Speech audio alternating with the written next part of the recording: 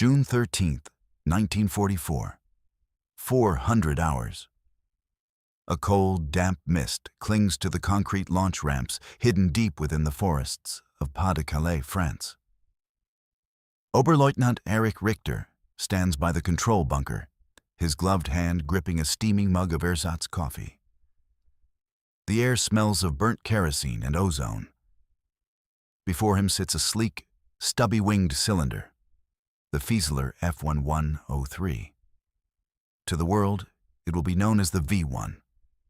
To the men of Flak Regiment 155W, it is their last hope to strike back at the heart of the British Empire. Start the ignition, Richter commands. A technician pumps a handle, and suddenly, the pulse jet engine roars to life. It isn't the smooth whine of a Daimler-Benz aero engine. It's a rhythmic, violent thumping, thump, thump, thump, at 45 cycles per second.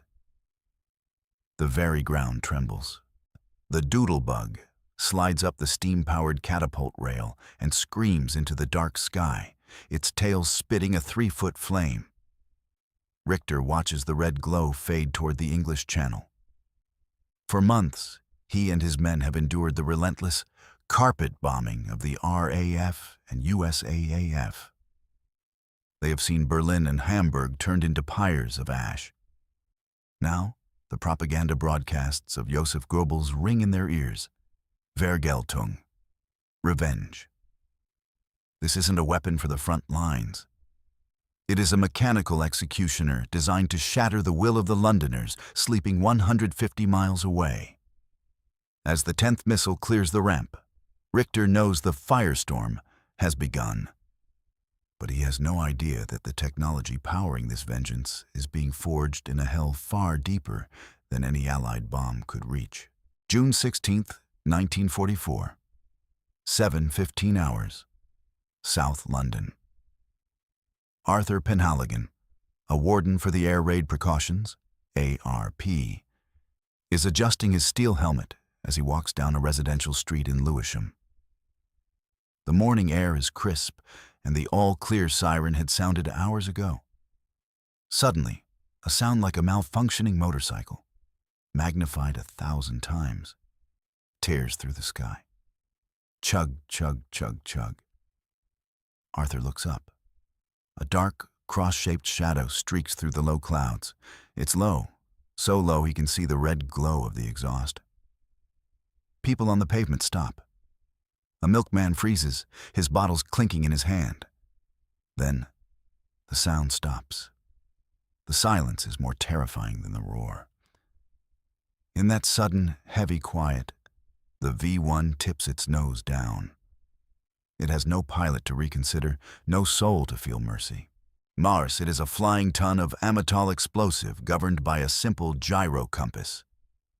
Arthur dives behind a low brick wall, shouting for others to get down. 3 seconds later, the world turns white. The blast wave strips the leaves from the trees and shatters every window for 4 blocks. When Arthur raises his head, the row of Victorian houses is gone, replaced by a mountain of splintered timber and rising dust. This was Goebbels' weapon of revenge in action. Unlike the Blitz of 1940, there were no bombers to shoot at, no crews to capture, just a mindless, mechanical herald of death. But the British are nothing if not resourceful. By July, the diver patrols are in full swing. Flight Lieutenant Joseph Barry, flying a Hawker Tempest 5 at full throttle, pushes his engine to the breaking point to catch a V1 over the coast of Kent. And he can't fire his cannons. The explosion would vaporize his own plane. Instead, he performs a maneuver that requires nerves of steel. He maneuvers his wingtip inches beneath the V1's stubby wing and gently banks. The turbulence disrupts the missile's gyroscope. The V1 wobbles, flips, and dives harmlessly into an empty marsh. The RAF is winning the battle against the V1, but in the secret laboratories of Peenemünde, a new shadow is lengthening. A weapon that no pilot can flip, no radar can predict, and no wall can stop. September 8th, 1944. 1843 hours. Chiswick, West London. Mrs. Ada Thompson is peeling potatoes in her kitchen when the world simply ceases to exist. There is no drone of an engine, no whistling of a falling bomb, no siren. Just a sudden, violent crack that sounds like the sky itself has split open, followed by a roar that seems to come from the ground up. A few miles away, at the Ministry of Home Security, officials stare at the seismic needles. This wasn't a gas main explosion. It was the arrival of the V-2, the A-4 rocket. Standing on a mobile launch trailer in a forest near The Hague, Holland, SS Gruppenführer Hans Kammler watches the frost evaporate off the next rocket's skin. The V-2 is a masterpiece of lethal engineering, standing 46 feet tall. It is fueled by liquid oxygen and 75% ethyl alcohol, distilled from nearly 30 tons of potatoes. A bitter irony for a starving Germany. Ignition, the launch officer whispers. The V-2 does not fly. It ascends. Within seconds, it breaks the sound barrier. Within a minute, it is 50 miles high, touching the very edge of space, arching over the North Sea in a silent, lethal vacuum. It travels at 5 times the speed of sound, 5,700 kilometers per hour. Because it travels faster than its own noise, the explosion always hits before the sound of its approach. It is the ultimate psychological predator. By the time you hear the double crack of its sonic boom, you are either a survivor or a ghost. For the people of London, the V-1 was a nuisance they could fight. The V-2 is a nightmare they must simply endure. There is no defense. No fighter can climb high enough, and no radar can provide more than a few seconds of warning. Hitler's second vengeance has turned the British capital into a target range for a weapon from the future. Yet, as the rockets streak upward, the men fueling them avoid looking too closely at the markings on the fuselage. Hidden beneath the sleek, camouflage-painted steel is a secret far more horrific than the blast itself. A secret buried in the tunnels of the Harz Mountains. October 12th, 1944. 300 feet beneath the Konstein Mountain, Nordhausen. Janusz, a former university student from Warsaw, turned prisoner number 12543, coughs as the acrid dust of the Mittelwerk tunnels fills his lungs. The air here is a toxic cocktail of ammonia, rock dust, and the stench of unwashed bodies. Above ground, the world knows the V-2 as a silver dart of German genius. Down here, it is a monster of iron and blood. The tunnels stretch for miles, 2 main galleries connected by dozens of cross tunnels. Under the glare of harsh electric lights, Janusz struggles to lift a heavy liquid oxygen valve into place on a V-2 assembly line. To his left, an SS guard paces, a leather whip coiled at his hip. This is the dark engine of the Vergeltungswaffen. To build these weapons of revenge, the Nazis have created a factory that is also a tomb. There are no beds here, only wooden bunks stacked 5 high in the damp tunnels. There is no sunlight.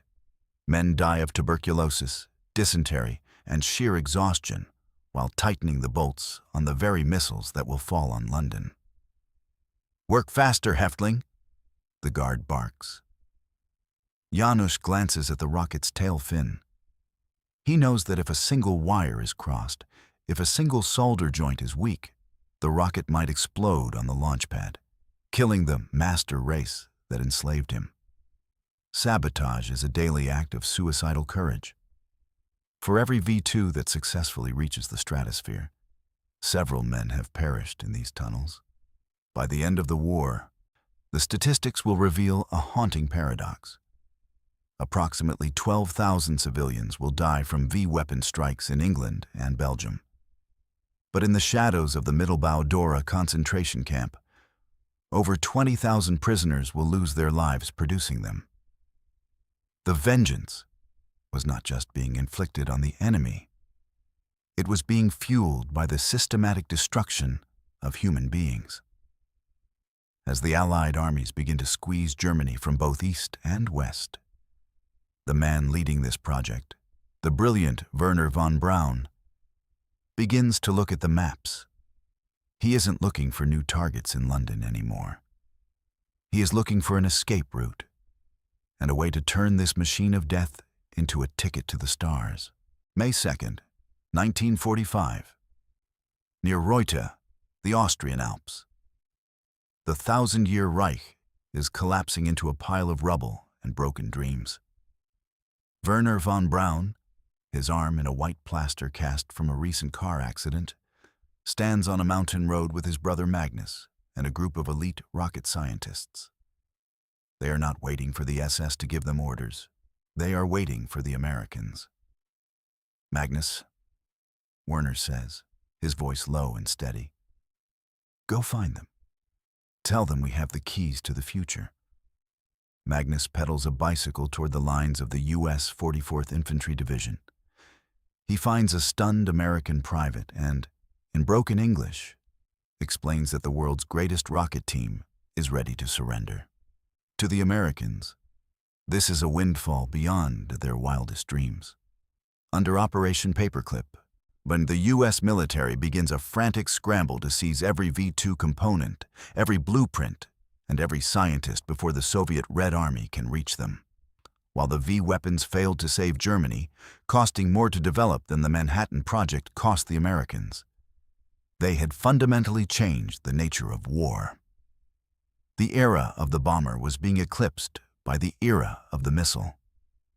At the White Sands Proving Ground in New Mexico, just months after the war's end, the same V-2 rockets that once terrified Londoners are launched again.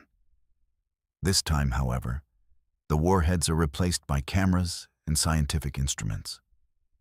On October 24, 1946, a captured V-2 reaches an altitude of 65 miles. It snaps the first ever photograph of Earth from space. The grainy, on black and white curve of the planet is a stark contrast to the fire and blood of London and Nordhausen.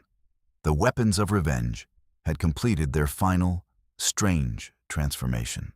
The technology forged in the hell of the Mittelwerk tunnels and fueled by the desperation of a dying regime would become the foundation of the space race.